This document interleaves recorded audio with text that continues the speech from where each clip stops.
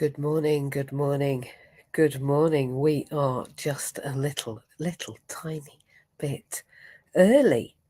We are a couple of minutes before 8 o'clock and we're live on social media. Good morning for those that have already joined us. I hope you can hear me. I was a little bit quiet then. Don't know where my voice was. Yeah, good morning. It's Saturday morning and it's the 9th of December. Can you believe that we are just a couple of weeks away from the Christmas festivities? And we're a couple of minutes away from the beginning of this room, because I thought I would give you a chance to get settled, get in, get sorted, and get here. It's Saturday morning, and we have had a week of, challenging. Oh, I'm muted. No, I've done it again. Do you know what? I'm an idiot. It's a good job I did it just before 8 o'clock. Matthew Rowden is, in fact, a god. Good morning, good morning, good morning. I may be muted. I was muted. I was muted because I was busy fiddling around in the background trying to do everything at once. I want to say good morning because of Matt, I've now started before I started. So I'm very grateful. Yeah, you are in Belonging in Business. Can you believe that we're on the 9th of December and we're only a couple of weeks away from Christmas? The Christmas festivities are happening. They are happening thick and fast. And I've worked out that Christmas is taking away 19 days, or adding 19 days of festivities and joy to my month, or 19 days of my workfulness. And I've been working hard all week. With today, in Belonging in Business, we're talking about challenging ideologies, and we are just approaching the top of the hour, and I'm sure that people will find their way in. For those that don't, you'll be listening to this on replay, and we are live on StreamYard, we're live on YouTube, we're live on Twitter, but we're not live on Facebook, and I will explain that in a little while. And we're also not going to be live, it doesn't look like, on Clubhouse on Monday morning, all because of the week I had put myself, which was to challenge ideologies. Now, I began by speaking in Clubhouse at 6 o'clock, where we do in MJ's house on a Monday morning, and then in Inclusion, where I visit and speak on a Monday night. Just 13 hours later, I look back at the recordings of Inclusion on the night, and I think, yeah, I can tell I've just done 13 hours. So for those listening back and those that are reaching out on Facebook, well, everywhere, I just want to say thank you. And for those that are asking questions about how and what and who we are, it's brilliant to share our experiences. And for those of you that are following me on social media, you will have seen that this week, Adaptability are out loud and proud as the funding partners for Accessibility Partners, and we are working with them to help get OMEOs. OMEOs are hands-free personal mobility devices and other equipment like that under the bums of all of our disabled participants in the UK, because I believe that in challenging our ideologies, we have to challenge first the status quo. And I have made some notes this morning, although I've got to say I've not got them, and I may just not have them, to be honest. I think maybe things are a little more fluid, and we're talking about fluidity. Good morning, everybody. Good morning.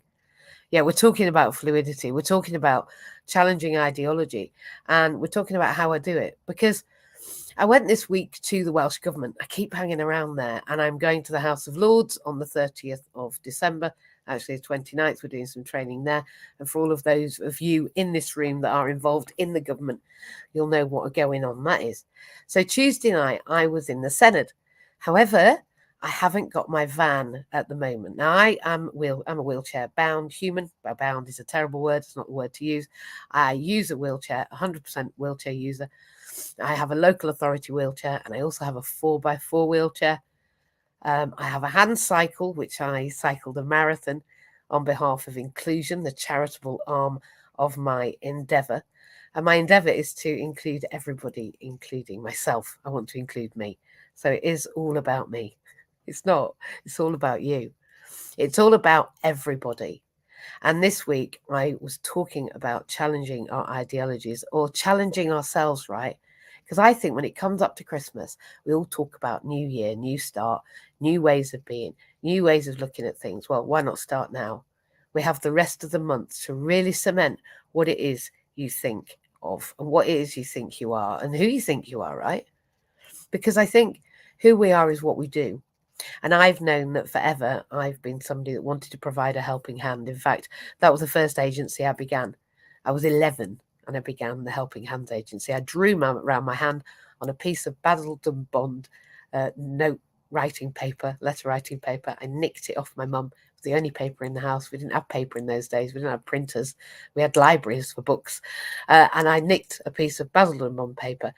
I drew around my hand, and I wrote on every finger all the jobs I could think of doing for people, and then wrote on the back a list of that and those prices and put myself out there. I literally wrote them out one after the other, posted them through doors that I thought would do with a hand, lots of kids, lots of messy gardens, needing their windows washing, whatever.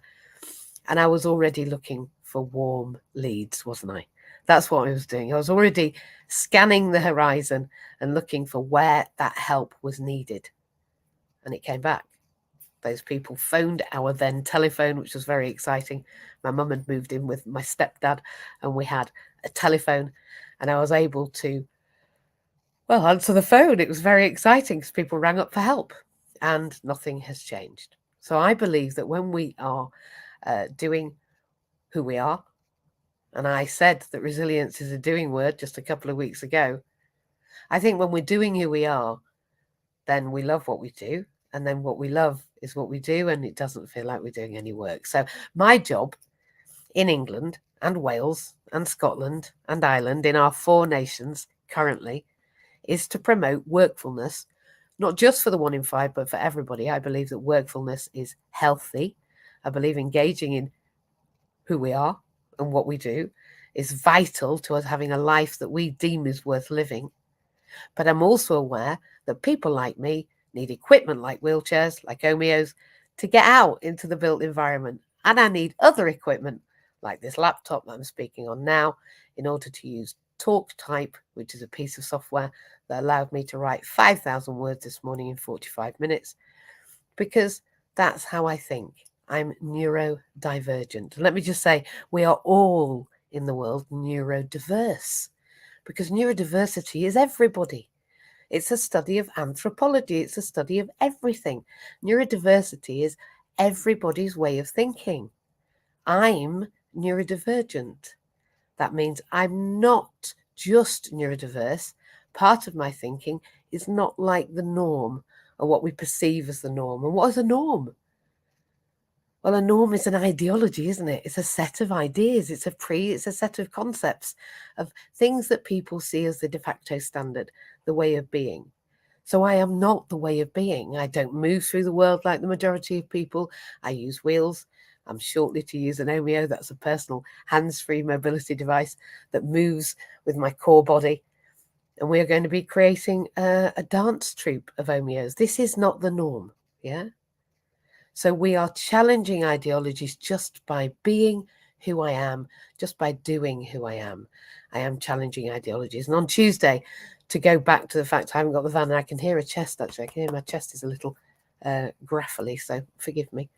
See if I can clear it. On Tuesday, I had to go, or I wanted to go to the Senate. It was the rollout of Is Wales Fairer?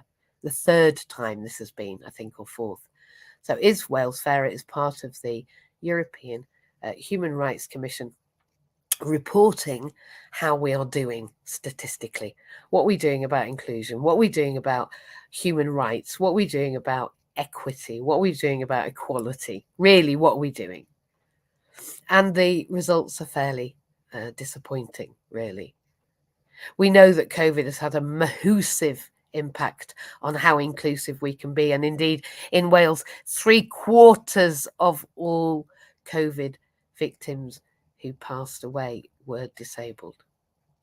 3/4. Now, I'm sure we're all sitting there going, well, they were poorly anyway. Yes, absolutely.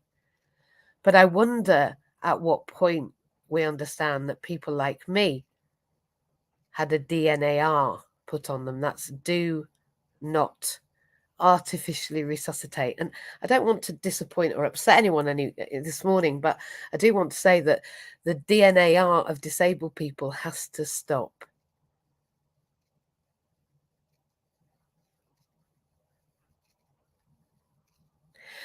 And I'm an example of not putting a DNAR on somebody because they happen not to be 100% fit, not 100% fit in the status quo, not fit in the workful idea that we all have of that being financially recompensed, of that being gainful, of that being work in the same way at the same time, at the same propensity, or even with the same equipment, or trying to help me to be the same. I don't want to be the same. I just want to be able to be the best I can be. So this week, when I set off for the Synod, it was without a van. My van is in for repair.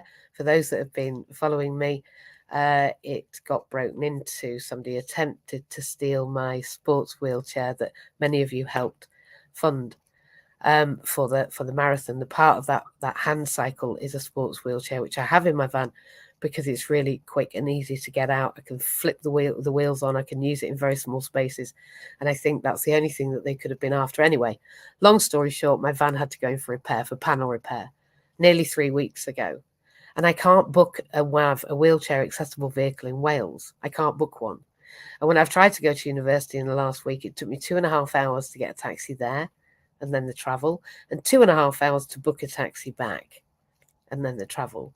So that's 6 hours each way to a place that's 8 miles across the city. It's not acceptable, and it's not viable, and it's not inclusive, and it DNARs me from life, and it DNARs me from workfulness, and it doesn't allow me to be included in society. So when I rocked up at the Synod on Tuesday night, it was raining, it was windy, I'd lost my phone. There we go. We're coming on to why Clubhouse won't be Clubhouse on Monday and why it's going to be LinkedIn. I lost my phone. I couldn't find it. I knew I was going to be late. I went in anyway. And when I arrived, a gentleman asked me, had I travelled far? Quite a general inquiry, isn't it? How are you? Have you travelled far? How's it going? Well, unfortunately, it was a little bit triggering because I said, no, I haven't. But isn't it a good idea I haven't? Isn't it good that I haven't had to travel far? Because for all these short miles I've had to travel them by my wheels because I can't get a wheelchair accessible vehicle to pick me up in Wales because I can't actually book a taxi and my van's in for repair and it's raining and I've lost my phone, but I'm here.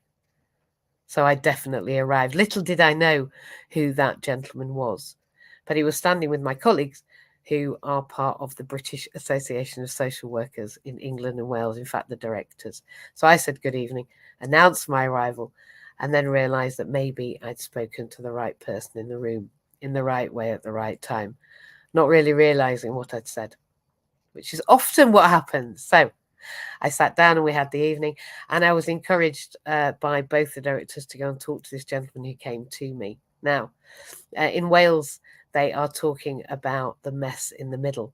They're talking about the fact that the top have created fantastic policies for inclusion, brilliant ideas for all manners of inclusive requirements, like our LGBTQI plus community, our trans community, our disabled community, including me, our Black and ethnic minority, our beome community, whichever way we're talking about these things now, everyone that's excluded, women, children from disadvantaged families. We know that the gap is widening in educational attainment, particularly since COVID. And in fact, many children from neurodivergent experiences, those in socioeconomically challenged environments, or those that are highly sensitive and find the system just intolerable, the attainment gap is widening quite dramatically. So we know all of these things, and to cut a long story short, they are saying at the top, why is it not working at the bottom? And the people at the bottom are saying, with all of this money that's being spent and all of these systems that are being created and all of these policies and all of these what do we want? No practices, there we are. All of these policies, why isn't it working? Why isn't it dripping down? And the middle are saying, we don't know how to do it. And I believe it is connecting the dots. And I very passionately expressed this to this wonderful gentleman afterwards, that I believe that connecting the dots, which we talked about previously in Belonging in Business, it's the title of the mental health strategy for Wales. And in fact, the driver for England is when we connect the dots and we consider what is fluidity, What is the thing that helps? What is the oil that allows the joints to move freely in the system? It's those practitioners that understand between the systems. I believe we have to connect health and social care, education, workfulness, and mental health together, because they're what creates a whole person. They're what creates a workful, gainfully employed, contributing citizen. And that's what I want to be. But I can't do that if I can't get a taxi, if I can't get on the tube, if I can't get across Jubilee Bridge, if I'm not included in transportation, if I can't get on a bus, if there isn't a coach with a drop lift. How can I be included? How can I challenge the ideologies unless I turn up?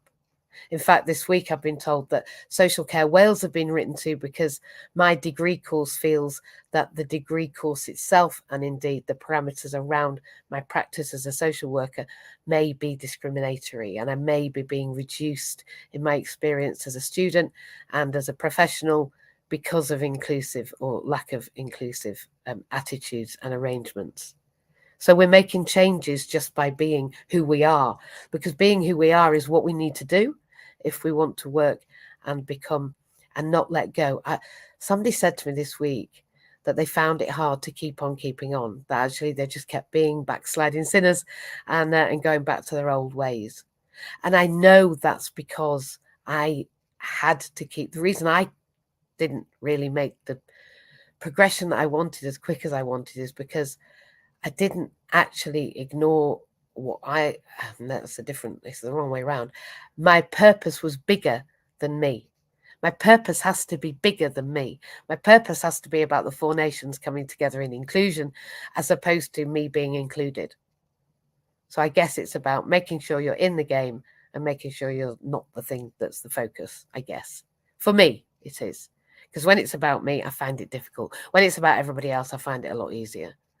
But of course, that has to include me. So long story short, again, challenging ideologies. And I'd love you to come up and see what you can share with me this morning, because it is a little like screaming into the void. I did make it to the Senedd.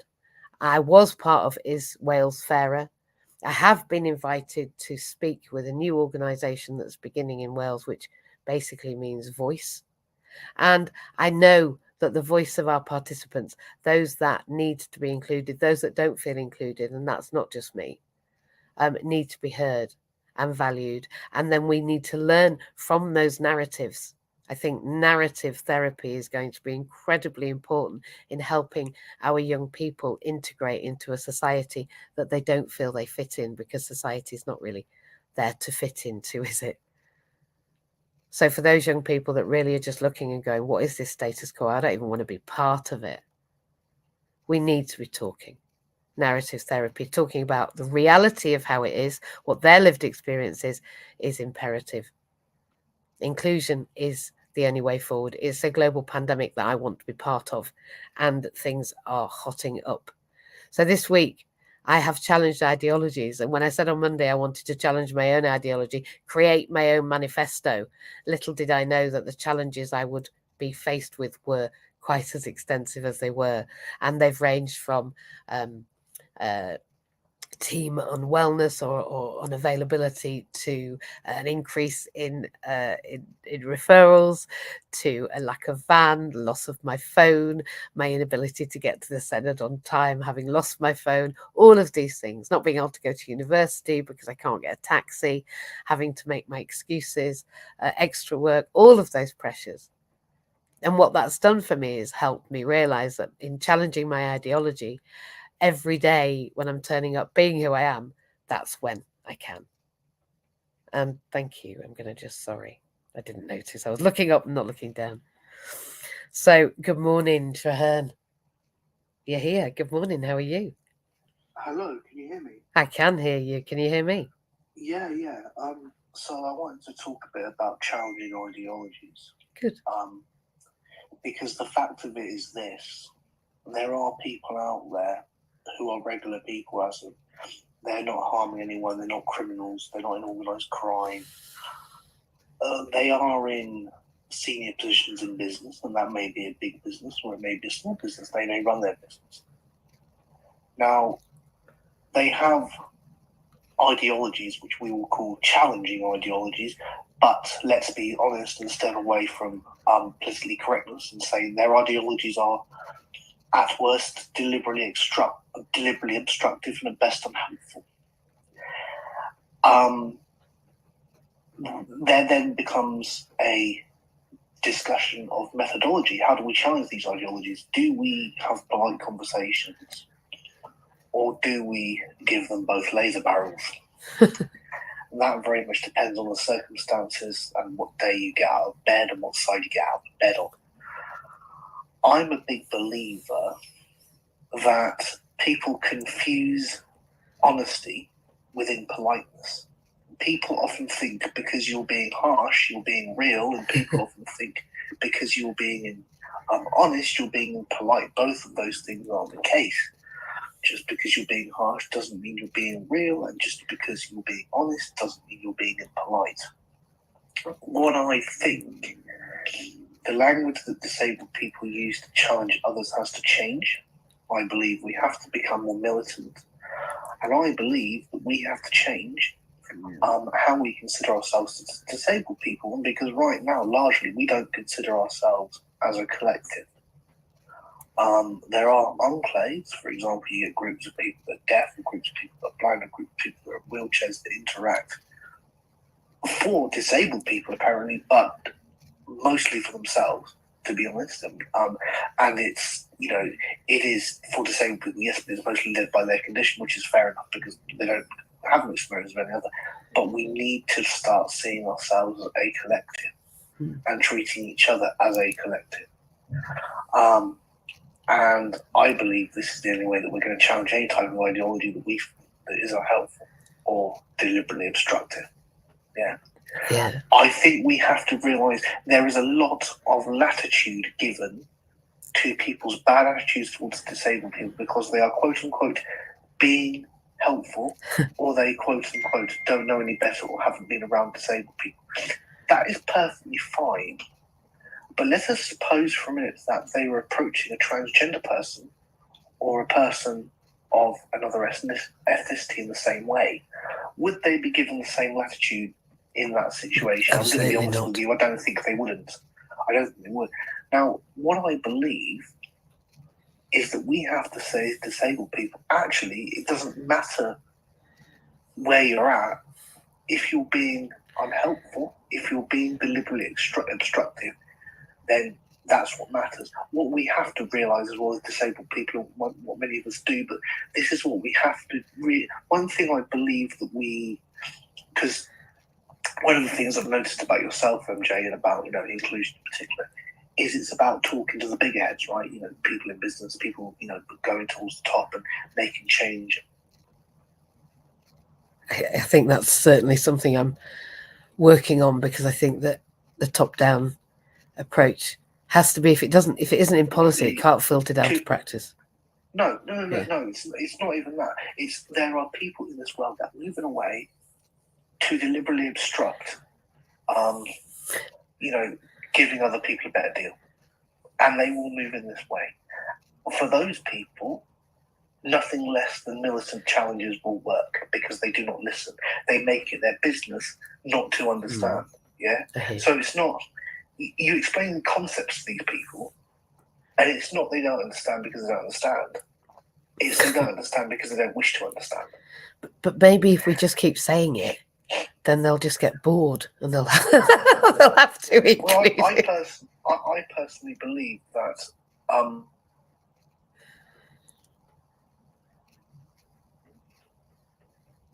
oh, I can't hear you. I think I've just lost you just for a second.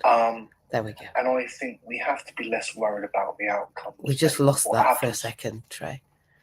So I was going to say, the good thing about this generation is that they are demanding that they be understood. And I think that we have to demand the same. And I think we have to be less worried about outcomes. Oh, what happens if I upset the person that's going to help me? Or what happens if they don't do their shit properly? Yeah, we need to, we have a terrible affliction as disabled people. and particularly British people, and the terrible affliction is called, I'm going to call it the POP, permanent over polite. And we suffer from this syndrome, and it really doesn't help. It doesn't help. It's the complete antithesis, quite often, of what we wish to do with our lives. You know, and I have to certainly get over my pops. You know, and I again, getting over your pop is a struggle every day, I believe. You know, and there are people on this stage for whom my statements will be uncomfortable, and there are people on this stage who, you know, may be discomfortable what I'm saying. If I'm honest with you, I don't care. If you do feel discomforted, don't spend time on those emotions. Spend time thinking about why I'm saying what I'm saying. Absolutely. You know, I think one of the things we also have to realise as disabled people, it used to be, well, actually, no, it never was. The reality of it is, if you look at the professionalism in the dictionary, one of the first definitions is a job competently well done, basically, or something to that effect. Anyway. Yeah. Professionalism is now used as a framework to approach people based on behaviour that other people don't like, in a way that those people doing the approaching find palatable.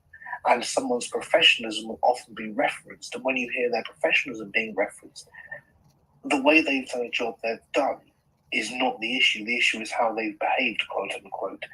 The reality of it is that the definition of professionalism needs to become wider and more broad. You know, it should not be about how someone behaves. It should be about how people do their jobs. And that should be about what it is. So actually, it doesn't need to become more broad. It needs to become more narrow. I just got my words wrong. The reality of it is right now is that unless someone's behaving in an absolutely fucking abhorrent manner, for example, actually abusing people or whatever, professionalism right now is used as a stick to beat people with, and it shouldn't be. You know, I don't think it's helpful. I don't think it's helpful. I think the idea that we tie people down in this, you know, that the framework for social work is massive to the point that you can't bring social work into disrepute, which is the same for anything, I guess. But the reality of it is, MJ, the reality of it is that, you know, you can't bring social work into disrepute. So there's a term into disrepute, and it'll be, you can't. Oh, just lost you. Like, I don't know, social work, police, banking, whatever. But actually, that is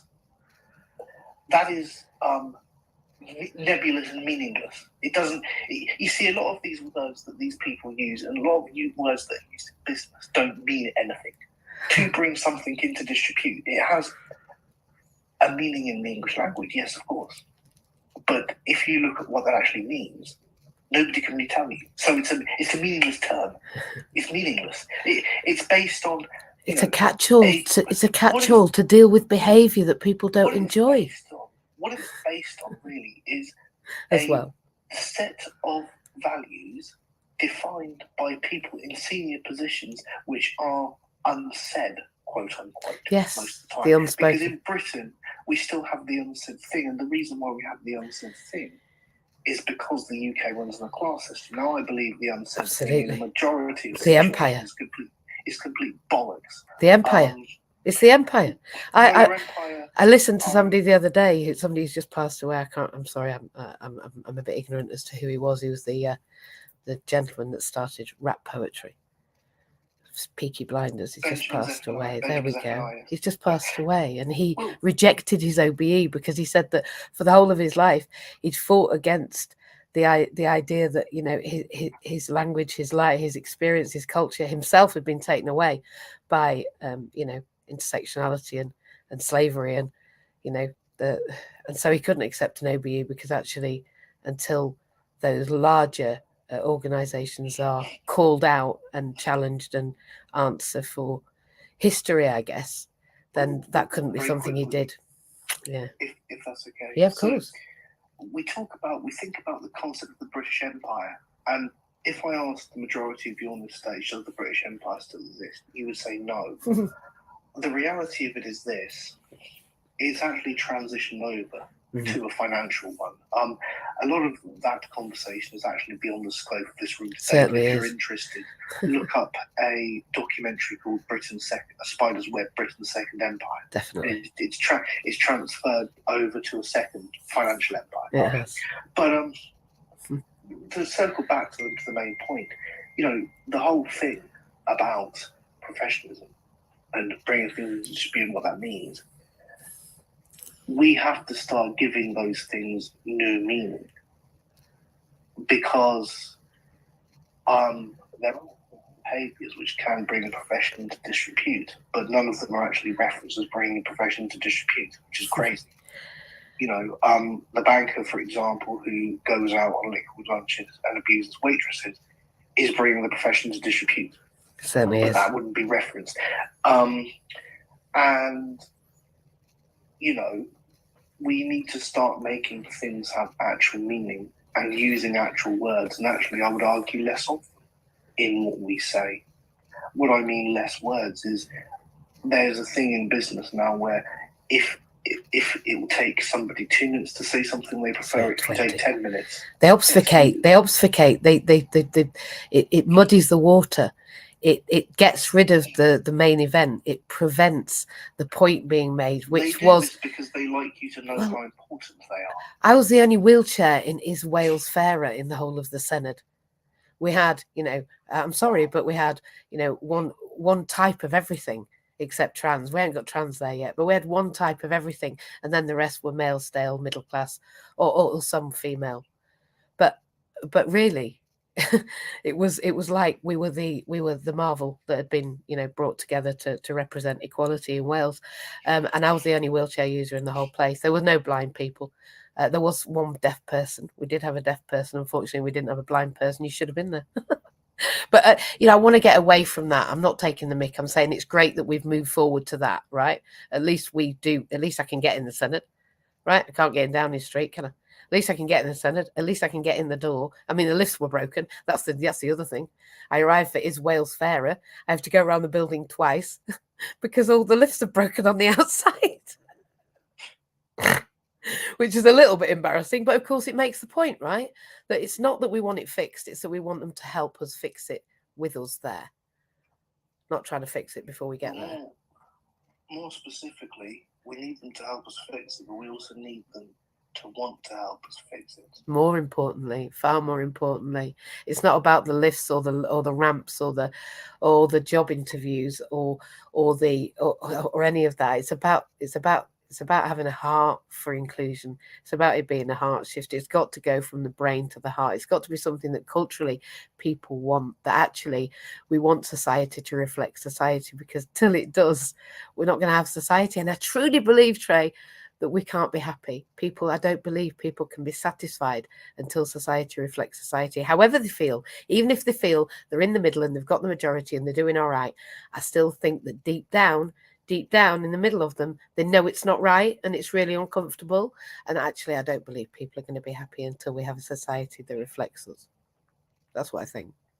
I think that we need to have a society that reflects. I think you're right, but I think we also need to have a society that has a genuine commitment to inclusion. And again, I'm going to say something that a lot of people aren't going to like on this stage, and I'm going to say it.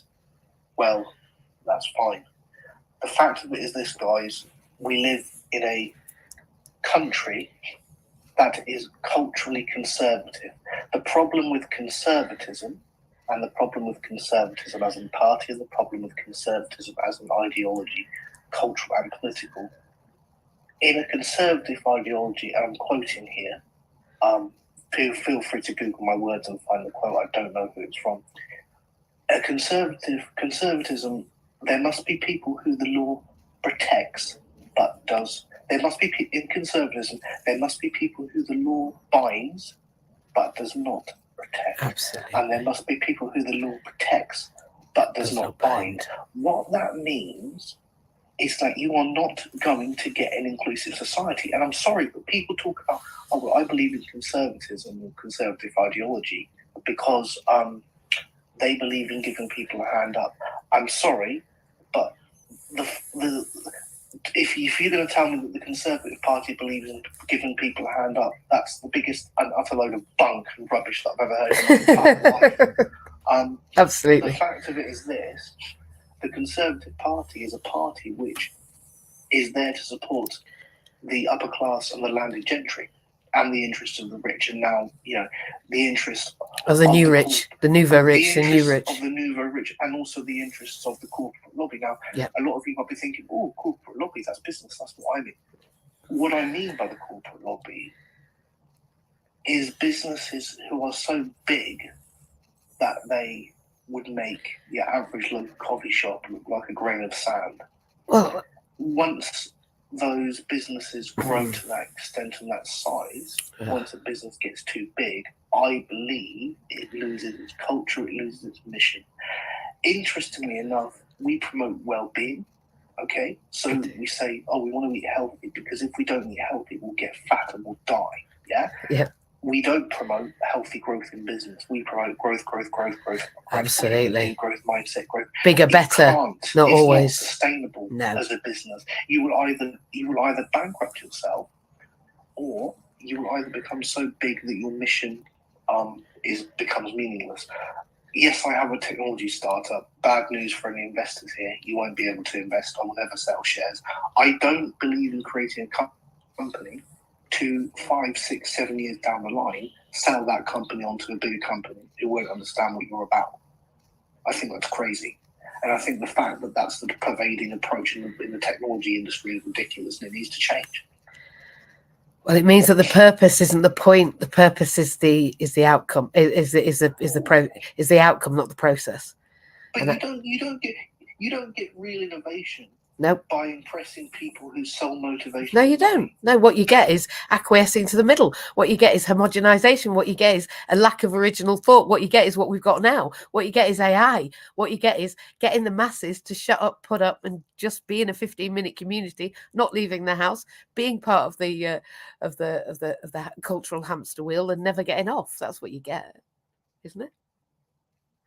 Well, precisely this. The problem is that these days, a lot of the corporate language, and I'm going to say a lot of the language of self-development in business is targeted at those people that want to, make millions and millions of pounds and sell their ideas off to people that don't give a fuck about them. And that's crazy.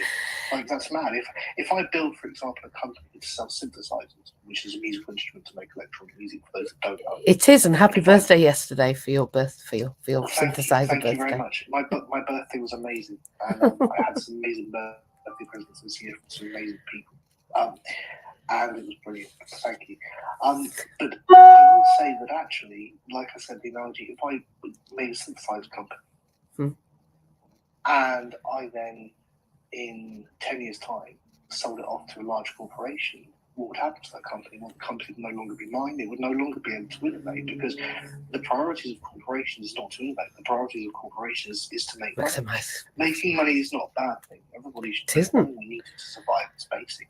But making money at the expense of everything else is what's happening in today's corporate business culture. Absolutely. This is what we at TK Technology Services are against, and at TK Technology Services we believe in empowering individuals through empowering businesses, right? Absolutely. Because if you're running, say, for example, a restaurant website, and a blind person can't access that restaurant website, or there's too many flashing images, so somebody with epilepsy has a bloody seizure every time they go to read it. Yeah, you're not empowering people. No. You're not bringing people to your business. You're not bringing everybody to your business. If, however, you say, okay, I'm going to recruit somebody to get my accessibility, to look at my accessibility, right, then that means that what you're doing by recruiting TK Technology Services, by recruiting us, by recruiting me, you're saying, I've got a commitment to accessibility and I want to help with it. That's right. That's exactly it. And I've got a lady, gentleman, I was going to say gentleman, I've got a lady who's just been trained in the accessible environment, and she's going into business through Accessibility Partners, of course, as an accessibility consultant, going into organizations and making sure that, there's that ramp for that step, and that it's wide enough, and that it can get a turning circle, and all of those practical things. And you're the virtual equivalent of that physical delivery. And, it's just as important, if not more important now, because how do we access, how do we access our takeaways? How do we access our shopping? How do we access everything, actually? We can't go into town and buy much now. I mean, we can in Cardiff, but that's because it's the capital city. But let's look at our shops everywhere else. I mean, they're just second-hand shops, let's be honest, and not a lot else, and banks. So we are all having to exist online. And if most of us can't access online, or those with sensory differences, well, you're not providing a service for the public. You're providing a service for some of the public, and you exiting yourself from the purple pound. I'm going to say something really controversial now. Do it. I believe that regardless of any mental, physical, declared sensory impairment, I believe that the inability of a person to access technology at a basic level, okay, we're talking about using your smartphone, online banking, sending and receiving emails. I believe that people who can't do these basic things should be classified as having a disability. Of course. They should be, irregardless of whether they have, of course, any sort of declared disability. If they couldn't write or read, they'd be called learning disabled. I'm sorry, but ICT is an extension of ourselves. Children now don't handwrite in the same way, but they type in the way that they used to handwrite. Left-handedness now is acceptable. I'm just saying we're evolving. We are evolving. And as a result, our learning needs have changed. The definition of learning disabled has to change as well. I agree. I firmly believe, and I would actually campaign for this, and maybe it's something we can discuss with inclusion, that actually if you are, it doesn't matter your age, but your inability to use technology needs to be classified as a disability. But then, what you would get out of that, I'm going to be honest with you, and this is what we have to mitigate for, is okay, this is disability. So you get people now using that as a prick thing to other people, to be some type of prick, to be some kind of obstruction. I hear what you're saying. Circles. As opposed to saying, let's provide the services and the help and the support and the education, because that's where I began. Right, my first delivery in post 14 was what they called start computing, and I helped people who came from 14 to 444. And one lady who arrived in my course said to me, "Oh, does the mouse not run up the chair leg?" I was like, "What? The mouse? What's a mouse?" She didn't know what a mouse was. So I was teaching people what a mouse was, how it moved, how it controlled the screen. And that's how it needs to be. People need to understand what a mouse is, and they need not to be embarrassed about asking if the only mouse they understood was one that might run up their table leg. We need to have, and I think that ICT education, a lot of the problem with basic IT education is that we have people teaching basic IT who know nothing about IT. There we go. You can't have, incredibly technical engineers who can't relate to people teaching IT. That would be mental. But we do have to have people teaching IT who actually know about computers and know how they work. Fluidity. I think what you're saying is that when we're talking about professionalism, back to what you were talking about, I'm sorry to drag you back there, but when I was thinking about this morning, about how we deal with the mess in the middle, how we deal with the mess in the middle, is we have to broaden or narrow. We're going to discuss that in a minute. But who I am as a teacher, I think, has always been supported by the fact that I had a broader perspective. So I was a teacher, but I have fascination about programming, and I understood how the computers work. You're right. When it was mental health, when I became a psychotherapist, my investigation initially was me for 18 years in psychotherapy. I tried to understand how I thought and how people experience my thinking and how I experience theirs and their emotions. So I've always included myself in my own learning. And then again, for social work, I'm disabled, right? So I'm working out how the hell that system works for me and those like me.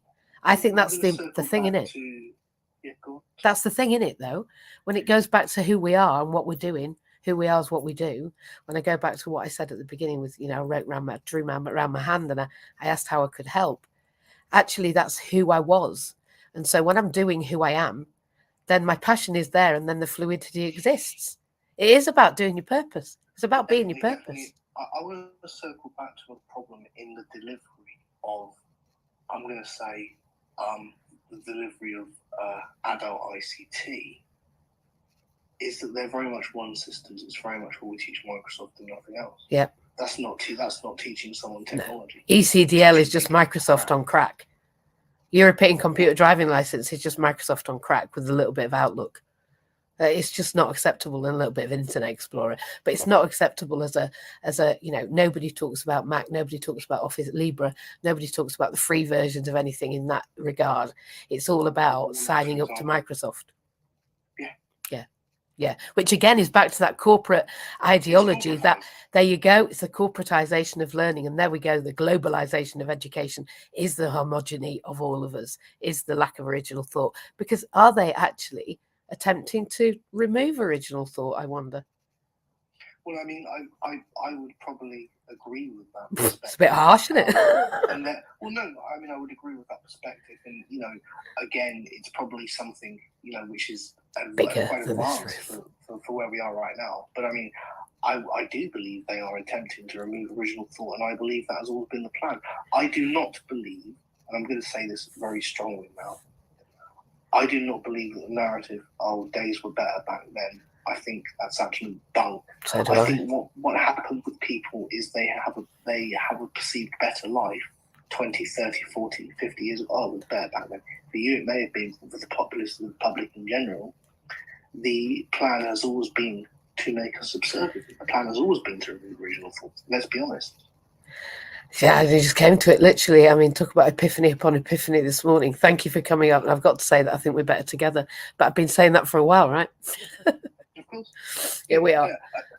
Yeah. There are a lot of people who live in a bunker because of what they think is bunk. Let's be honest. Do you know what? I think that this morning's been the most powerful belonging in business we've had. I think that there's been an awful lot.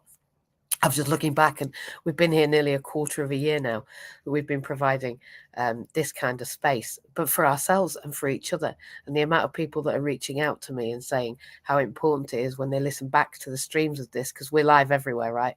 We're on, apart from Facebook today. I've got a very special message that is nothing to do with belonging in business, if that's okay. Oh, any message you want, pass it on to the world. For those of you on medication that are listening back, or for those of you on medication who are on the stage, don't forget to get your medication fucking now. Before Christmas. There is a Christmas rush, and I remember last year I was rushing out the bloody door. I tell you. On the same day that I left my house to go on a Christmas trip, I was rushing out the door to get medication for me and my dad. This year, I've been a bit wiser about it. So that's learning, though, isn't it? Well, yeah. I mean, hopefully,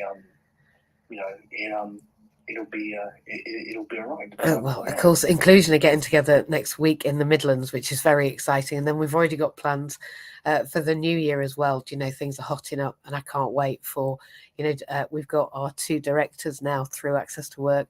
My Access to Work's through. You wouldn't believe the amount of popping, I think, back onto that, the other type of popping that's going on. All this work that we've done is just coming now to fruition, and I think the new year is just powerful. Are you looking forward to 2024?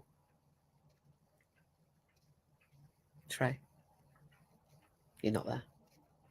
I can't hear you.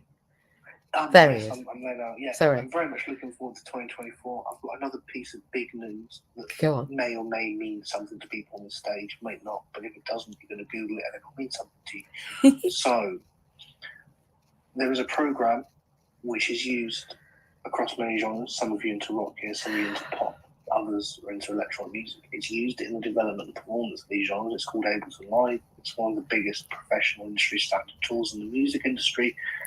From version 12 onwards, it will become accessible to blind users. It's so exciting. I can tell you this because I was part of the initial testing group, and I'm still continuing that work, and that work is continuing, will be continuing for some time. And I can tell you it was an absolute privilege and absolute honour to work with beautiful individuals. There's actually going to be some maybe LinkedIn activity about that going on. So watch this space. And, so exciting. I just wanted to give that as some news as well. But no, 2024 is looking absolutely bloody amazing. It's going to be a great year. Even if stuff happens as crap, it's still going to be a great year because crap happens every year, right? Absolutely, that's life. Crap doesn't just happen all the time. That's challenging ideologies, right? Because much of the crap is. Somebody said to me yesterday, "Oh, you were very upset and all this, and you were very hurt." I said, "Yes, I was on my birthday, but that's not right. Why? That's not what it was. It wasn't the entirety of my experience." And actually, so much is very simply where you decide to put your focus. Certainly is. Intention, attention. Thank you, Trey. Good morning, Andrew. You popped up. How lovely to see you. How are you? Good morning. Yeah, so I was just wanting to respond inadvertently to what Trey was saying, because I remember, so when I moved here, I signed up for Sky and everything was going, pretty well. And then, lo and behold, so back in August this year, Samsung launched a new tablet. And they didn't do any kind of online demonstrations that I was aware of through Tech Radar or anything in terms of disability technology. And it arrived, and then the tablet itself broke within an hour, and it was then deemed unfunctional. And I also wanted to raise that it took for something like that happening for the people in the call centre to even ask. It was 10 times I mentioned to them, I have Asperger's syndrome, I have dyspraxia, this device is not going to meet my needs. Oh, what do you mean? You're a homeowner. There was this whole, but surely you can learn to adapt. I said, I can adapt, but if the product breaks within 1 hour of me using it and it goes on to lock, and then you send me to an engineer at EE, around the corner who thought I was, mad. Well, why would I be going to EE to fix a Sky device? But it's just that having that conversation. Some companies do ask, do you have a disability? Do you need this in a different format? Now, ironically, I end up getting the Samsung FE tab 9 Plus, and it's about £10 a month cheaper. So that was good. But when I actually was able to see it in the shop before getting from Sky, it was better. So I think sometimes there is a lot of ignorance, and people do need to be aware. Also, sometimes kind of the language. So just like I had an incident back in, was it May or something, that I'd been to see the solicitor to give her an updated letter or something, and then I popped in Asda because I'd got a voucher on their reward app, and the thing wouldn't scan at the till. Oh, hurry up!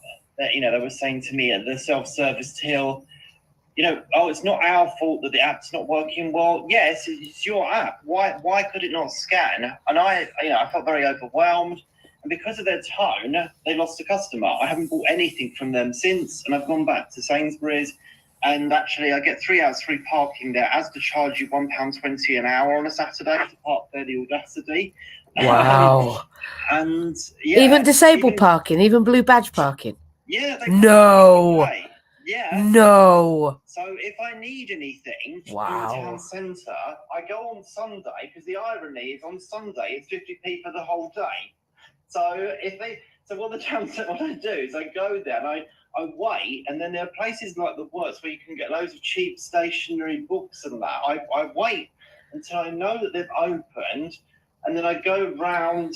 So normally by about 10:30, 11 the shops. But yeah, so people need to kind of recognise. And something that I've noticed recently is that what's happened, one of the things that I don't like about DSA, people are not being made aware. People might not know what DSA is. They can now request either face-to-face or online. Andrew? So there's an assumption being made generally that everyone will just have an online session. Yeah. I got quite frustrated because I had a student who lived in Writtle, so not far from Chelmsford, just about half an hour away, and obviously Terry and I go there shopping, and it's a nice country roads. It's quite autism friendly. There's various shops that I like along the way. But she didn't know that she could have had a face-to-face session. I could have gone out of the house. I could have done 2 lots of 2 hour training with her, and then popped into the M&S just to get some milk or something on the way back, or Asda or Sainsbury's, but it wasn't offered. And you know, to be honest, with severe ADHD, autism, and severe anxiety as well, it would have helped. But people are kind of put aside sometimes and othered. And Yes, that's something that I just wanted to kind of highlight. But, you know, we do need to change narrative. And, you know, we are people at the end of the day. And, you know, I've managed, you know, I've been living here, you know, 3 years, 2 months. And I've been a single dad to Leo for 27 months on Wednesday. So I can, you know, I don't have, it's not to say I don't have challenges, but I've learned some strategies, but people need to be more inclusive, you know, and asking that question. The biggest irony, that this will make you laugh. So when I was a student, I opened this account with Halifax, and they printed my bank statements on yellow paper because, this is back in 2002, because I mentioned my dyspraxia. And I was like, yellow paper? Well, the person in the branch said that, you know, you mentioned dyslexia and you know, I said, well, I have dyspraxia, but obviously I have dyslexia as well. But because their relatives liked yellow paper, they thought that I would need it. Again, absolutely. We're all individuals. We are individuals, absolutely. But I guess that's their first step in engagement in that process. So I just want to say thank you to every perspective from this morning. We're only a few minutes late away from 9 o'clock. Trey, did you want to come in on that at all before I wind up? Nope, doesn't look like it. Good, unless you can unmic. There you go. So thank you, Andrew, for coming up. We've been in Belonging Business. We're going to close at the top of the hour. For those listening back, please do reach out as you have been. It's been fantastic. We have those in the room that are connecting others, and I want to say thank you to those as well. And those that have made comment on the adaptability post, where they are now sharing their journey through access to work and advertising out loud and proud that we've got, well, it looks like about 40 OMEOs under people's bums. I think they started just a little ahead of us, but so we are heading toward the hundreds of marks in 2024. And that's how I believe that we are challenging ideologies, because if we put enough hands-free mobility devices out there, then I'm afraid that shops will have to start becoming accessible, and maybe we'll get accessible transport in the UK. It begins there, and we go a lot further to what Andrew was saying about, you know, people just need to have an inclusive attitude and maybe ask after, inquire after. I think the most powerful thing of all of my learning, and it sounds so simple, was my psychotherapy tutor saying, just be curious, MJ, you know, just ask after. And I think that when we ask after what somebody's experience is, when we talk about the voice, when we learn about our lived experience and we allow people's voice to explain the narrative that they are and how they move through the world and how their narrative, their experience of the world impacts on their accessibility and inclusion, that's when we deal with the mess in the middle. That's when the top meets the bottom and the middle understand to know what to do. And we all have that fluidity that we've talked about today, where actually it's our job, but it's also our raison d'etre. Our reason for doing is our reason for being. We are doing our purpose. So let's go out and do our purpose this week. I think when we're doing our purpose, then we're always challenging ideologies, and we haven't got to worry about it, because it's all going to fall into place. Because when we do our purpose, then our purpose is done. And my purpose is inclusion, global inclusion. It's a given. It's a global pandemic that we all need to be part of, because we are just better together. Because when society reflects society, well, I'm afraid that's when we become happy. So if you're frightened of that, don't be inclusive. But if you really want true happiness, that true understanding that you have done all that you need to do, if you are presenting yourself to the public in any way, make sure that you have done all that you need to do. Because when we're doing inclusion, we're doing everybody. Sounds a bit dodgy. We are being neuro-inclusive. We're being physically inclusive. We're being inclusive of ourselves. And we are challenging our own ideologies. It starts with us. and then that rolls out into the world. So you've been in Belonging in Business, and this understanding, this concept will become understood in years to come. Belonging in business is one of the most important things that we need to notice about business, because we are all seeking to belong. I want to say thank you to all of you for being here. I have been Mandy-Jayne Lace. I am a social worker trainee in Wales. I work with accessibility partners and inclusion. Accessibility partners seeks to provide the 1 in 5, 26.4% of our 4 nations, with the opportunity for workfulness. That does not mean that disabled people need to be dragged off benefits into work. That's not how it's going to be.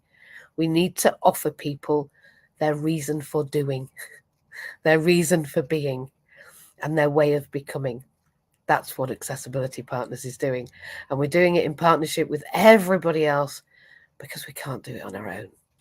We are just better together.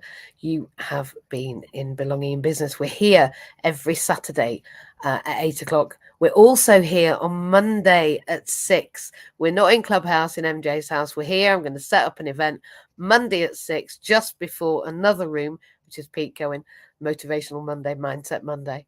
6 o'clock on Monday, because I don't have my phone. It's yet to be connected. So we will be here Monday, and then in Inclusion on Monday night. You've been in Belonging in Business, and I'm going to go now. Have an absolutely incredible week, and I will see some of you later. Bye-bye.